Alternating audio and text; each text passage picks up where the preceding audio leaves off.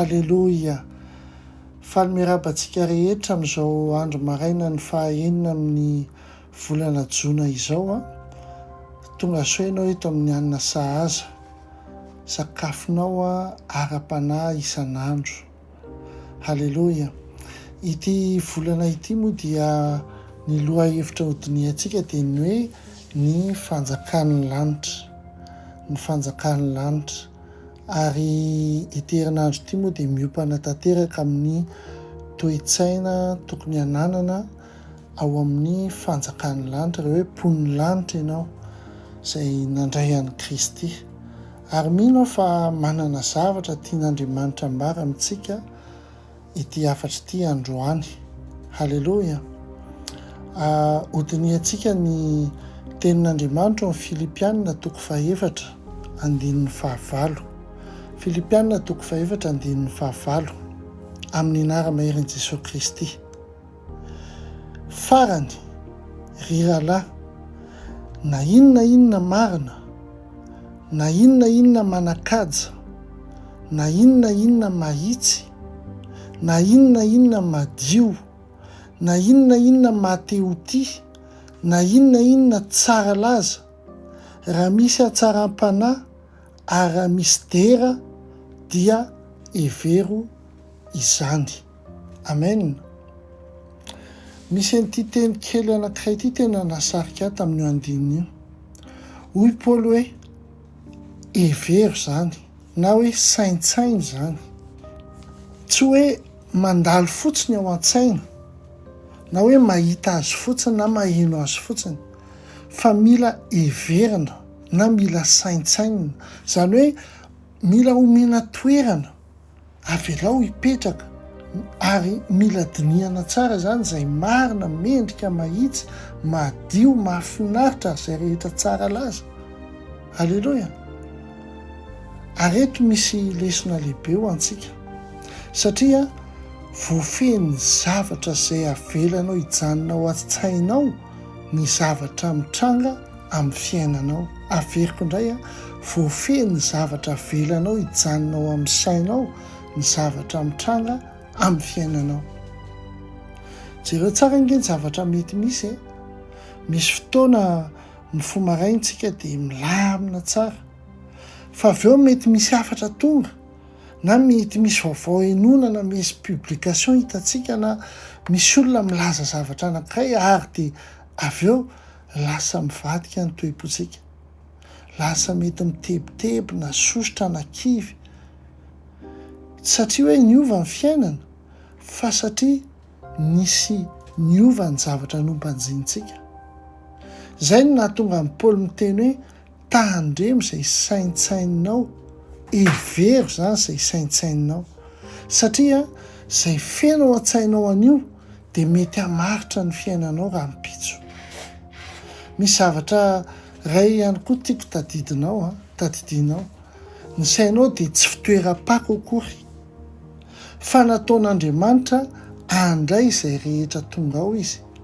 Misy zavatra zany tokony raisinao, misy zavatra tokony holavinao, misy eritreritra zany tokony tehirizinao, ary misy eritreritra tokony avoakanao avy hatrany.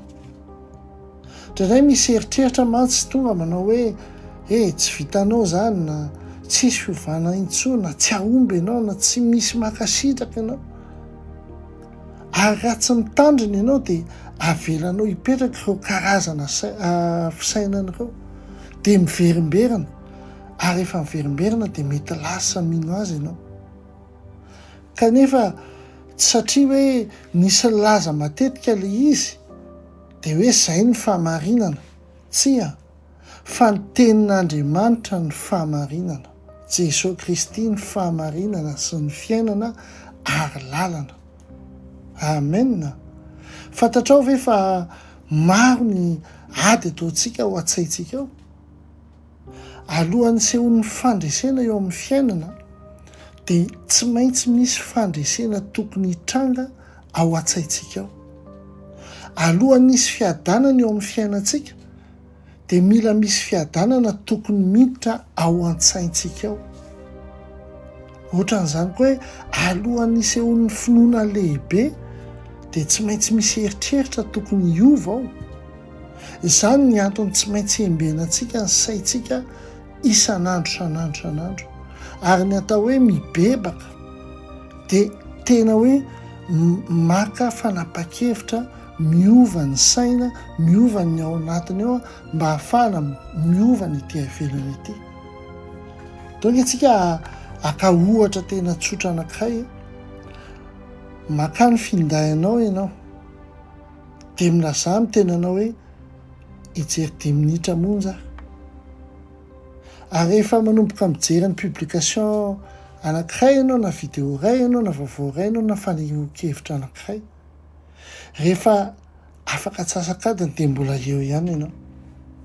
Ary jereo tsara fa raha mijery ny zava-misy amin'izao tontolo izao ianao dia lasa tsy milamina intsony ny sainao. Ao anatinao mety misy fialona anao, misy tebotebo, misy tsy fahafapo, mety misy fahatoviana. Dia amin'io fotoana io nefa ianao manana safidy. Na ray ianao manohy mijery ny vaovaon'izao tontolo izao, na ray ianao mametraka amin'ny finday ianao, na ray ianao zavatra hafa nijerenao zavatra momba ny fanjakan'Andriamanitra. Afaka amin'io ianao manokatra baibolinao, na baibolinao telefonina ihany koa zany tsy maninona.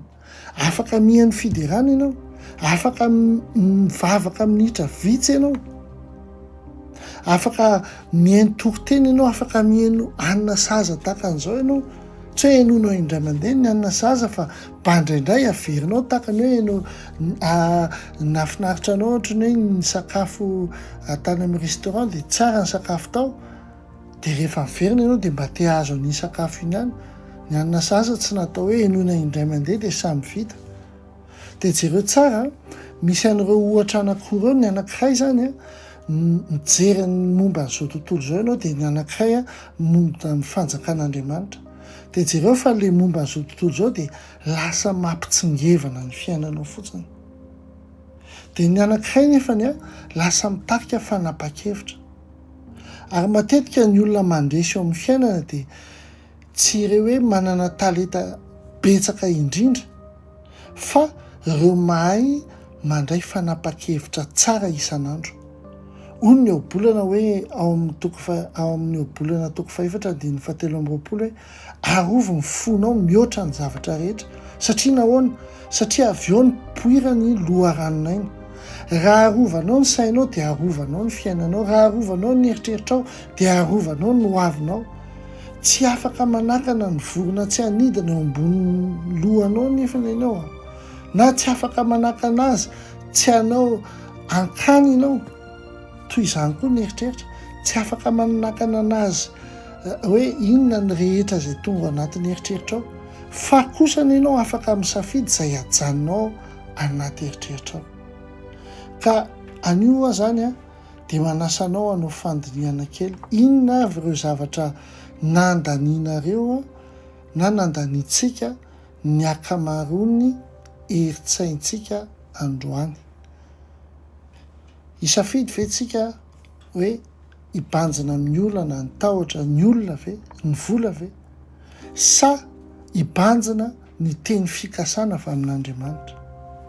Ary hitanao fa raha nisy zavatra ny bodiny sainao nefany tsy mitondra fiadanana dia fotoana hantsianana azy androany. Amen. Ry havako malala, tsy voatery hitsingevana miaraka amin'ny onjan'izao tontolo izao ianao. Tsy voatery ianao hanaraka ny tahotra rehetra. Tsy voatery ianao ino ny eritreritra rehetra tonga ho an-tsainao, fa manana safidy ianao, manana fahefana ianao. Ary miaraka amin'ny fanampian'Andriamanitra dia afaka misafidy isan'andro izay omena toerana ao an-tsainao ianao. Halleloja. Andehantsika hivavaka. Ray eo, misaotra anao izay no ny teninao. Ary ampio izay hitandrina ny sainay Tompo. Sasao amin'ny rano soa indrindra Jesosy ny sainay. Ampianaro izay safidy izay marina, izay madio ary izay mendrika tokony saintsainina. aza vela tarihan'ny tahotra sy ny fanelin-gelenina zahay fa aoka ny teninao sy ny fanahinao no hitarika na isan'andro san'andro amin'ny anara-maherin' Jesosy Kristy. Amen. Raha voatata amin'ity hafatra ity ianao dia soraty ao anaty komantera hoe manapa-kevitra ao anaraka amin'ny fisainany fanjakan'ny lanitra. Amen. Ary azadino no mizaran'ity anina sasy ity ho an'ny olona izay mila an'izany anio, ary eny tokoa fahasoavana sy famindrapony anaraka anao amin'ny andro rehetra iainanao dia toetra ho tranon'Andriamanitra lava ianao. Docteur Rina ihany ampitiavana be lehibe manome anao fotoana indray rapitso fa 7 ny volana Jona.